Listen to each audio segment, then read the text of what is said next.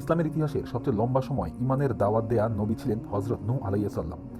950 বছর ইমানের দিন প্রচার করেও আল্লাহর গজবে ধ্বংস হয় তার জাতি। মহাপ্লাবন রূপে সেই গজবে ধ্বংস হয় পুরো মানব জাতি। কেন সেই গজব এসেছিল, সেখান থেকে নূহ আলাইহিস সালাম কিভাবে মানব জাতিকে বাঁচায়, সেই ঘটনা আজকের ভিডিওর টপিক। আপনি যদি আমার চ্যানেলে নতুন হয়ে থাকেন তাহলে লাইক, শেয়ার আর সাবস্ক্রাইব করে দিবেন। এই ঘটনা শুরু হয় হাজার হাজার বছর আগে। আদম আলাইহিসসালাম এর পৃথিবীতে অবতরণের পর বহু শতাব্দী ধরে মানুষ ছিল একদম সরল, নিষ্পাপ ও তাওহীদের অনুসারী। মানব সমাজ তখনও ছোট, আদিম, কিন্তু তাদের অন্তর ছিল আলোকিত। এত বিশাল পৃথিবী, অনাবাদী ভূমি, পর্বত, নদী, বন সবকিছুই মানুষের সামনে নির্মল সৌন্দর্যে সাজানো ছিল। প্রথম যুগে মানুষ দীর্ঘায়ু পেত। বক্ষ ছিল প্রশস্ত, দেহ ছিল বলিষ্ঠ, মন ছিল নরম। তাদের সন্তানদের সংখ্যা ছিল অনেক, আর তারা সবাই আদম আলাইহিসসালাম এর শিক্ষা অনুযায়ী আল্লাহকে একমাত্র ইলাহ হিসেবে মানত। মানুষের মাঝে তখন 5 জন অত্যন্ত সৎ, ইমানদার ও ন্যায়পরায়ণ ব্যক্তি ছিলেন। তারা হলো ওয়াদ, সুয়া, ইয়াগুস, ইয়াউক, নাসর। তারা মানুষকে সত্যের পথে ডাকত, সৎ কাজ শেখাত। মানুষ তাদের গভীরভাবে শ্রদ্ধা করত। কিন্তু সমস্যা শুরু হলো তাদের মৃত্যুর পর। আল্লাহর নেক বান্দাদের মৃত্যুর পর শয়তান মানুষকে ফিসফিস করে বলল, তোমরা যাদের এত ভালোবাসতে, যারা তোমাদের আল্লাহর পথে চলতে সাহায্য করত, তাদের স্মৃতি রক্ষার জন্য কিছু চিহ্ন বানাও, তাদের প্রতিমা বানাও। এতে কোনো গুনাহ নেই, শুধু স্মৃতি থাকবে, পূজা নয়। মানুষ তখন সরল ছিল। তারা ভাবল, হ্যাঁ, এটা তো ভালোই, তাদের দিকে তাকালে আমাদের আল্লাহর কথা স্মরণ পড়বে। তারা ওয়াদ, সুয়া, ইয়াগুস, ইয়াউক, নাসর নামে তাদের নেককারদের স্মৃতিতে প্রতিমা বানালো। এগুলো প্রথমে ছিল শুধু ছবি ও মূর্তি। কেউ তাতে সেজদা করতো না, কেউ বলতো না যে এগুলো ইলাহ। কিন্তু এখানেই শয়তানের ফাঁদ ছিল। কয়েক প্রজন্ম পর যখন তারা ভুলে গেল যে মূর্তিগুলো শুধু স্মৃতি, তখন শয়তান আবারও ফিসফিস করে তাদের কানে বলল, এদের সামনে মাথা নত করো, সম্মান করো, এরা তোমাদের জন্য বরকত আনবে। মানুষ সম্মান করলো। আরেক প্রজন্ম গেল, তখন শয়তান তাদের কানে আবারও ফিসফিস করে বলল, যারা তোমাদের উপকার করত তাদের কাছে দোয়া চাও, তারা সওয়াব দিবে, আল্লাহর কাছে সুপারিশ করবে। মানুষ দোয়া চাইল। এরপর আরও এক প্রজন্ম গেল, তখন শয়তান আবারও তাদের কানে ফিসফিস করে বলল, এরা তোমাদের উপাস্য, এরা বৃষ্টি দেয়, রিজিক দেয়, বিপদ থেকে দূর করে। মানুষ পূজা শুরু করলো। এভাবেই জন্ম হলো পৃথিবীর প্রথম শিরক। শুরুটা ছিল শুধু একটি ভুল সিদ্ধান্ত, শেষটা হলো আল্লাহর সাথে প্রতিদ্বন্দ্বিতা। যারা মূর্তি পূজা করতো না তাদের বলা হতো, এরা আমাদের দেবতাদের শত্রু। পূর্বপুরুষেরা যে ভুল করলো সন্তানরা সেটাকেই পরম বিশ্বাস বলে ধরে নিল। তারা মনে করত, আমাদের দেবতারা শক্তিশালী, তাদের ছাড়া পৃথিবী চলবে না। সকলেই নিজের দেবতাদের শ্রেষ্ঠ মনে করত। এক দেবতার গোষ্ঠী অন্য দেবতার গোষ্ঠীর সঙ্গে ঝগড়া করত। সামাজিক সম্পর্ক ভেঙে পড়তে লাগলো। এসব দেখে আসমান জমিনের মালিক রব্বুল আলামিন আল্লাহ সিদ্ধান্ত নিলেন, এ জাতিকে হেদায়েতের প্রয়োজন। আল্লাহ মানুষের জীবন স্রোতকে আবারও তাওহীদের পথে ফিরিয়ে আনতে একজন নবী পাঠালেন। তিনি হলেন মহান নবী হযরত নূহ আলাইহিস সালাম। তার বংশ মানব ইতিহাসে আদম আলাইহিস সালাম এর 10ম বা 8ম অধস্তন ব্যক্তি। তিনি বলিষ্ঠ দেহের অধিকারী ছিলেন, দীর্ঘকায়, বুদ্ধিমান, ধৈর্যশীল এবং অত্যন্ত নেক বান্দা। মানুষের মধ্যে বিচার বিবেচনা, সত্যনিষ্ঠা ও আমলদারিত্বে তিনি ছিলেন অতুলনীয়। যখন সমাজে শিরক, কুসংস্কার, ম্যাজিক, কবর পূজা, মূর্তি পূজা সব ভরপুর হয়ে গেল, যখন মানুষের হৃদয় কঠিন পাথরের মতো হয়ে গেল, তখন আল্লাহ তাকে নবী করলেন। কুরআনের বর্ণনা অনুযায়ী তিনি নবুয়াত পান প্রায় 40 বছর বয়সে। তার পুরো জীবন প্রায় 950 বছর দাওয়াতের মধ্যে কাটানো ছিল। কল্পনা করুন, একজন মানুষ 10 বছর নয়, 50 বছর নয়, 100 বছর নয়, বরং 950 বছর ধরে একই বার্তা দিচ্ছেন একই জাতিকে। এ দৃঢ়তা, ধৈর্য ও ত্যাগ ইতিহাসের অনন্য। নূহ আলাইহিস সালাম তার জাতিকে এক জায়গায় জমায়েত করলেন আর বললেন, হে আমার কওম, তোমরা আল্লাহকে একমাত্র ইলাহ হিসেবে মানো।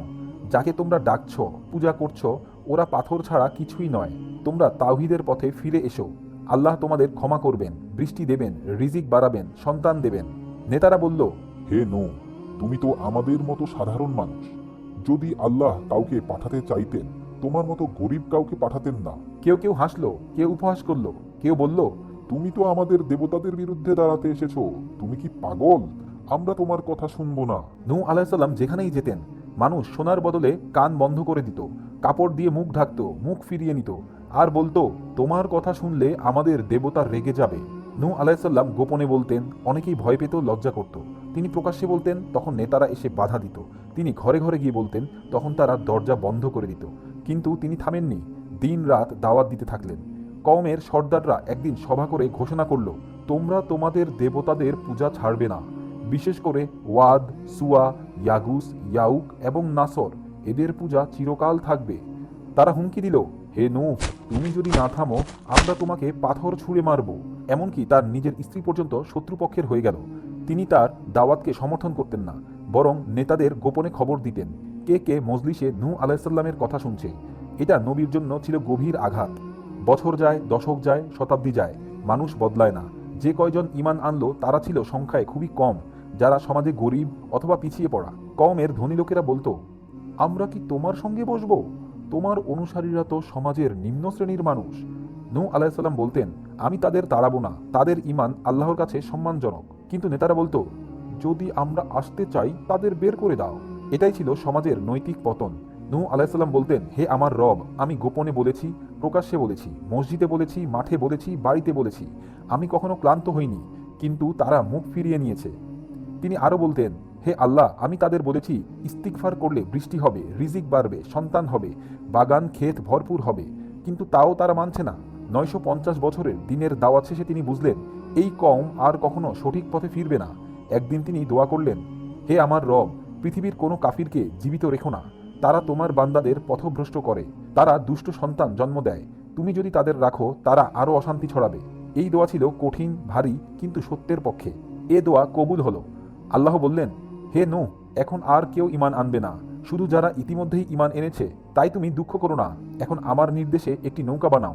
এ ঘোষণা ছিল আসন্ন বিপর্যয়ের সংকেত। মানব ইতিহাসে প্রথমবারের মতো একটি মহাপ্লাবন আসতে চলেছে। পৃথিবীর পরিবেশ বদলাতে শুরু করেছে। মানুষ বুঝতে পারেনি, কিন্তু আসমানের ফেরেশতারা বুঝে গেছে শেষ সময় ঘনিয়ে এসেছে। রেওয়াতে আছে, নূহ আলাইহিসসালাম প্রথমে বনভূমি থেকে কাঠ এনে নৌকা বানাতে চেয়েছিলেন, কিন্তু আল্লাহ জানতেন ভবিষ্যতে কওমের বিভিন্ন মানুষ এসে তার কাঠ নষ্ট করবে। তাই আল্লাহ তাকে নির্দেশ দিলেন, হে নূহ, তুমি নিজেই তেজপাতা অথবা সাগওয়ান প্রজাতির শক্ত কাঠের গাছ লাগাও। নূহ আলাইহিসসালাম শত শত বীজ লাগালেন। মানুষ তখন তাকে দেখে হাসত, দেখো, নূহ নাকি নবী, এখন গাছ লাগিয়ে কাঠমিস্ত্রি হয়েছে। গাছগুলো বড় হতে 100 বছর সময় লাগলো। এই 100 বছর নূহ আলাইহিসসালাম দাওয়াতও দিয়েছেন, গাছও দেখাশোনা করেছেন। প্রতিটি গাছ ছিল পরবর্তী দীর্ঘ নির্মাণ কাজের অংশ। গাছগুলো পূর্ণাকারে পৌঁছালে নূহ আলাইহিসসালাম আল্লাহর নির্দেশ অনুযায়ী কাঠ কাটতে শুরু করলেন। তখন কওমের মানুষ চারদিকে জড়ো হয়ে বলতো, এই মরুভূমিতে নৌকা, এখানে তো নদী সাগর কিছুই নেই। কেউ আবার বলতো, নূহ, তুমি কি পাগল হয়ে গেছো? বৃষ্টি ছাড়া নৌকা কিভাবে চলবে? নূহ আলাইহিসসালাম মাথা নত করে কাঠ কাটতেন, কারণ আল্লাহর নির্দেশের সামনে মানুষের কথা তুচ্ছ। আল্লাহর পক্ষ থেকে ফেরেশতা জিব্রাইল আলাইহিসসালাম এসে নকশা দেখিয়ে দিলেন। রেওয়াতে আছে, এই নৌকার নকশা ছিল পৃথিবীর অন্য যে কোনো নৌকার চেয়ে ভিন্ন।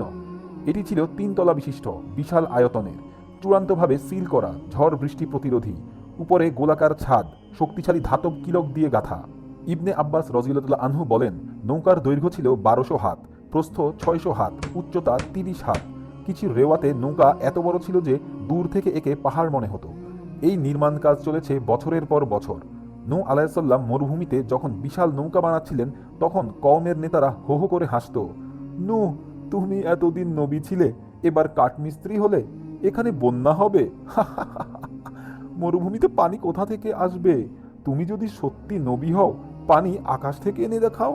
নূহ আলাইহিসসালাম শান্ত স্বরে বলতেন, আজ তোমরা হাসছো, উপহাস করছো, কিন্তু শীঘ্রই তোমরা বুঝবে কার উপর লাঞ্ছনাকর আযাব আসে আর কারা রক্ষা পায়। কিছু ঐতিহাসিক বর্ণনায় আছে, এক বিশাল দৈত্য ছিল যার নাম ওজ বিন আনু। সে ছিল পাহাড়ের উচ্চতার সমান, অতি প্রাকৃতিক শক্তি সম্পন্ন, একাই কয়েকটি গাছ তুলতে পারত। এমনকি নূহ আলাইহিসসালামকে কাঠ তুলতেও সাহায্য করত। নূহ আলাইহিসসালাম তাকে দাওয়াত দিতেন, হে ওজ, আল্লাহর পথে ফিরে এসো। কিন্তু সে বলতো, আমি এত বড়, কেউ আমাকে ডুবাতে পারবে না। নৌকা বানাতে সাহায্য করলেও সে ঈমান আনেনি। 100 বছরের পরিশ্রমে নৌকা প্রস্তুত হলো। নৌকাটি ছিল 3 তলা। নিচতলা ছিল হিংস্র পশু আর বড় জন্তুদের জন্য, মাঝতলা ছিল মানুষ আর সাধারণ প্রাণীর জন্য, উপরের তলা ছিল পাখি, হালকা প্রাণী এবং খাদ্য সামগ্রীর জন্য। আল্লাহ নূহ আলাইহিসসালামকে বলেছিলেন, যখন একটি পূর্ণ তন্দুর বা রুটি বানানোর চুলায় আগুনের বদলে পানি ফুটতে শুরু করবে, তখনই বুঝবে শাস্তির সময় এসে গেছে। এই নিদর্শনটি ছিল অত্যন্ত অদ্ভুত। মানুষ কখনো ভাবতেই পারেনি যে তন্দুর থেকে আগুনের জায়গায় পানি বের হবে। নূহ আলাইহিসসালাম তার অনুসারীদের বলেছিলেন, যেদিন তন্দুর ফুটবে তোমরা দেরি করবে না, সেদিনই নৌকায় উঠবে। একদিন আকাশ স্বাভাবিকের চেয়ে বেশি অন্ধকার হয়ে গেল, বাতাস থমথমে হয়ে গেল। মানুষ বুঝতে পারছিল না কি ঘটতে যাচ্ছে। হঠাৎ এক বৃদ্ধা দৌড়ে এসে বলল, নূহ, সেই তন্দুর থেকে পানি বের হচ্ছে, যেটা তুমি বলেছিলে। মানুষ ছুটে গেল, সবাই অবাক হয়ে দেখলো চুলা থেকে ফুটন্ত পানি উথলে বের হচ্ছে। নূহ আলাইহিসসালাম আকাশের দিকে তাকিয়ে বললেন, এটাই আল্লাহর প্রতিশ্রুত নিদর্শন, এখন তোমরা নৌকায় উঠো। মুমিনরা কান্না করতে করতে নৌকায় উঠল। আল্লাহর নির্দেশে প্রতিটি প্রাণীর একটি জোড়া করে নিজে নিজেই নৌকার দিকে আসতে শুরু করলো। বাঘ, সিংহ, গরু, মহিষ, হরিণ, জেব্রা, ছাগল, ভেড়া, পাখি প্রজাতি, সাপ, বিচ্ছু, হাতি, ঘোড়া, কুকুর, বিড়াল, এমনকি ছোট পোকামাকড় পর্যন্ত। দেখতে অবিশ্বাস্য এক দৃশ্য। হিংস্র পশুরা কারোর উপর ঝাঁপাচ্ছে না, শিকারীরা শিকারের পাশে দাঁড়িয়েও শান্ত। নেকড়ে, ভেড়া একই সাথে চলছে, সিংহ, হরিণ কাঁধে কাঁধ মিলিয়ে হাঁটছে। মানুষ হতবাক।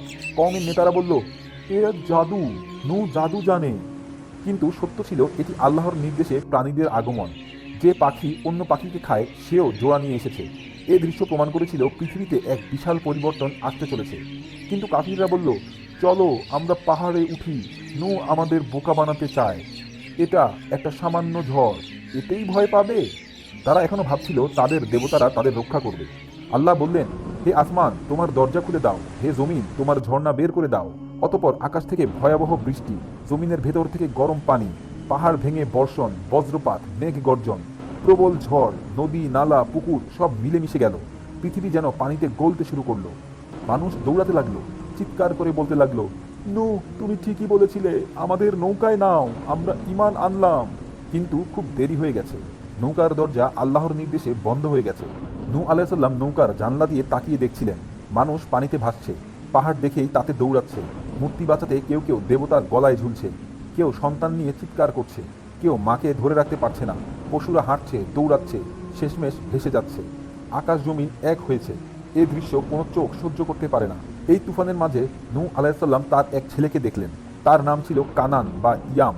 তিনি ডাকলেন, হে আমার ছেলে, নৌকায় ওঠো, আল্লাহর রহমত তোমাকে বাঁচাবে। ছেলে বলল, আমি পাহাড়ে আশ্রয় নেব, পাহাড় আমাকে বাঁচাবে। নূহ আলাইহিসসালাম বললেন, আজ আল্লাহর আদেশ থেকে কেউ রক্ষা পাবে না, শুধু যাকে তিনি দয়া করবেন। কথা শেষ হওয়া মাত্র এক বিশাল ঢেউ এসে তাদের কথার মাঝখানে দেয়াল হয়ে দাঁড়ালো। সে ঢেউ নূহ আলাইহিসসালামের ছেলেকে এবং পাহাড়কে ঢেকে দিল। নূহ আলাইহিসসালাম অসহায় চোখে দেখলেন তার নিজের সন্তানও আল্লাহর গজব থেকে রক্ষা পেল না। এ ছিল নবীর জীবনের সবচেয়ে বেদনাদায়ক মুহূর্ত। মহাপ্লাবন শুরু হওয়ার পর পৃথিবী যেন এক অচেনা ভয়ঙ্কর দৃশ্যপটে পরিণত হলো। আকাশের কালো মেঘ জমিনকে ঢেকে ফেলল। মেঘ গর্জন, বজ্রপাত, ঝড় সবকিছু এমন লাগছিল যেন আল্লাহর গজব নিজ হাতে পৃথিবীকে শুদ্ধ করতে নেমে এসেছে। আল্লাহর আদেশে নূহ আলাইহিসসালাম এর নৌকা তার বিশাল দেহ নিয়ে পানির উপর ভেসে উঠতে লাগলো। মুহূর্তের মধ্যে চারপাশের জমি, গ্রাম, গাছপালা, পাহাড় সব ডুবে যেতে লাগলো। নৌকার ভেতরে মানুষ, পশু, পাখি, শিশু, হিংস্র ও অহিংস্র প্রাণী, খাদ্যপণ্য, সামান্য গৃহস্থালী জিনিস সবকিছুই তখন নিরাপত্তার আবরণে ছিল। মুমিনরা দোয়া করছিল, হে আল্লাহ তুমি আমাদের রক্ষা করো। আল্লাহর রহমতে নৌকার ভেতরে কোনো বিশৃঙ্খলা ছিল না। নূহ আলাইহিসসালাম আর তার স্ত্রী, তার মুমিন সন্তানরা, অনুসারীরা সকলেই নৌকার দায়িত্ব ভাগ করে নিল। প্রতিদিন তারা প্রাণীদের খাবার দিচ্ছিল, পানি দিচ্ছিল, পরিষ্কার পরিচ্ছন্নতা করছিল, অসুস্থ প্রাণীদের যত্ন নিচ্ছিল।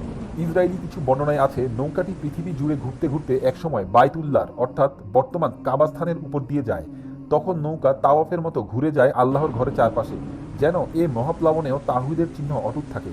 নূহ আলাইহিসসালাম তখন সিজদায় পড়ে দোয়া করেছিলেন, হে আল্লাহ, তাওহীদের এই ঘরকে এবং এই মান্যতার পতাকা কখনো নিভতে দিও না। রেওয়াতে আছে নৌকাটি পানির উপর ছিল পুরো 6 মাস। এই 6 মাস দিন রাত এক, দিগন্তে কেবল পানি, আকাশে বজ্রপাত, কোনো জমি নেই, কোনো গাছ নেই, কোনো জন্তু পশু দেখা যায় না। পুরনো পৃথিবী পুরোপুরি ধ্বংস হয়ে গেছে। নৌকার ভেতরে থাকা মানুষগুলি তখন নতুন মানবজাতির বীজধারী। তার ছেলে কানানের মৃত্যু তাকে কষ্ট দিয়েছিল। যদিও তিনি জানতেন আল্লাহর সিদ্ধান্তই সর্বোচ্চ, তবু একজন বাবা হিসেবে তার বেদনা অস্বীকার করা যায় না। নিহত ছেলেকে দেখে তিনি বলেছিলেন, হে আল্লাহ, তুমি তো প্রতিশ্রুতি দিয়েছিলে আমার পরিবারকে রক্ষা করবে। তখন আল্লাহর জবাব এলো, সে তোমার পরিবারভুক্ত নয়, কারণ সে অসৎ কর্মপরায়ণ ছিল। এ জবাব নবীর হৃদয়ে গেঁথে গেল। তিনি তৎক্ষণাৎ বললেন, হে আমার রব, আমি এমন কথা আর বলবো না, আমাকে ক্ষমা করুন। মহাপ্লাবন তখন প্রায় সমাপ্তির পথে। একদিন নূহ আলাইহিসসালাম দেখলেন আকাশের রং অনেকটা পরিষ্কার, বাতাসে ভিজে গন্ধ নেই, মেঘ ছেটে গেছে। তিনি বুঝলেন পৃথিবীর পানি ধীরে ধীরে কমছে। তিনি তখন একটি কাককে পাঠালেন, যাও দেখো জমিন শুকিয়েছে কিনা। কাকটি উড়ে গেল, কিন্তু নদীর তীরে কিছু মৃতদেহ দেখে সেখানে বসে পড়ল এবং আর ফিরে এলো না।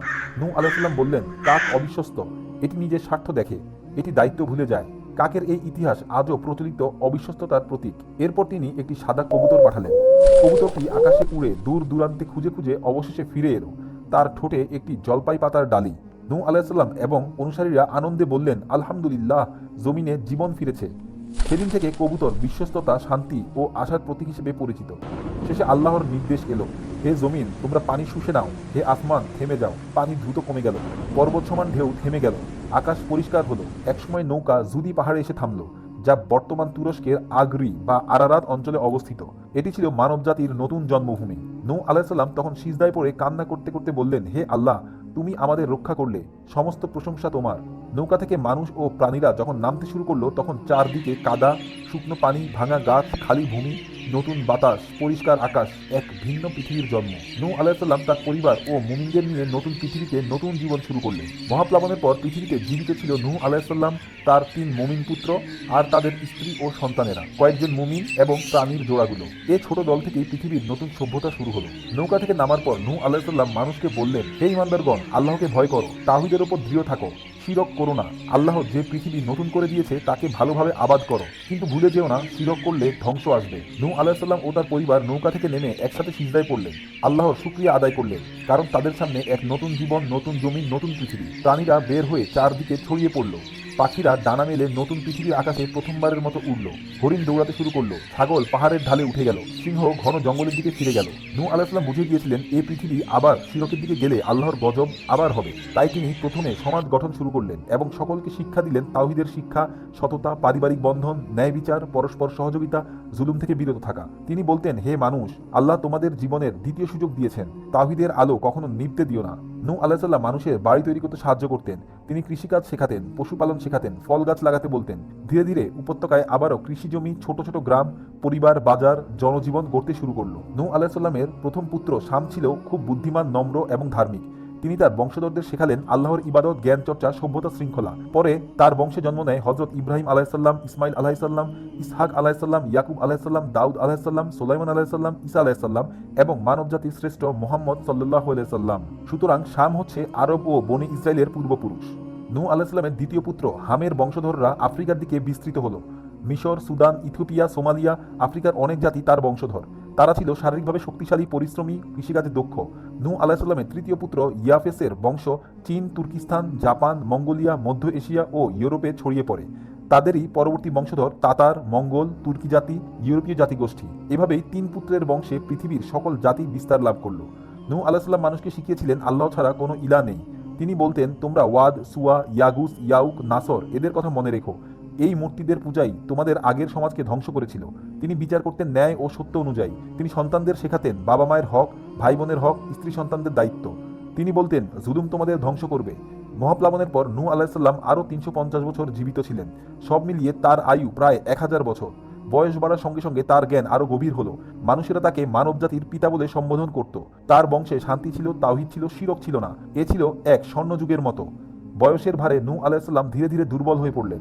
একদিন তিনি তার ছেলেমেয়েদের ডাকলেন, হে আমার সন্তানেরা, পৃথিবীতে যা পেয়েছি সবই আল্লাহর দোয়া, কিন্তু আমার সবচেয়ে বড় শিক্ষা হলো তোমরা কখনো শিরকের দিকে যেও না, তাওহীদকে আঁকড়ে ধরো। তিনি আরও বললেন, এই দুনিয়া ক্ষণস্থায়ী, তোমাদের রিজিক আল্লাহ লিখে রেখেছেন, অন্যায় করো না, মানুষের হক খেও না, জুলুম থেকে দূরে থেকো। মানুষেরা তার চারপাশে জড়ো হয়ে কান্না শুরু করলো। এক রাতে আকাশ ছিল শান্ত, বাতাস নরম। নূহ আলাইহিসসালাম নিজের ঘরে শুয়েছিলেন। চারদিকে তার পরিবার, কিছু বিশ্বাসী মানুষ, নিকটজনরা তাকে ঘিরে রেখেছে। তিনি ধীরে ধীরে বললেন, লা ইলাহা ইল্লাল্লাহ, আল্লাহই আমার রব, তারই দিকে ফিরে যাব। এই শব্দের পর তার প্রাণ আল্লাহর কাছে ফিরে গেল। মহান এক নবীর জীবন সমাপ্ত হলো। মানুষেরা কাঁদল, কিন্তু তাওহীদের দিকে ফিরে থাকার সংকল্প নিল। তার কবর কোথায় এ বিষয়ে বিভিন্ন মত রয়েছে। কেউ বলে জুদি পাহাড়ের কাছেই, কেউ বলে মক্কায়, কেউ বলে ইরাক অঞ্চলে। কিন্তু কুরআনে কোনো সুনির্দিষ্ট করে বলেনি। যেখানেই থাকুন, আল্লাহ তার নূর সর্বদা উজ্জ্বল রাখুক।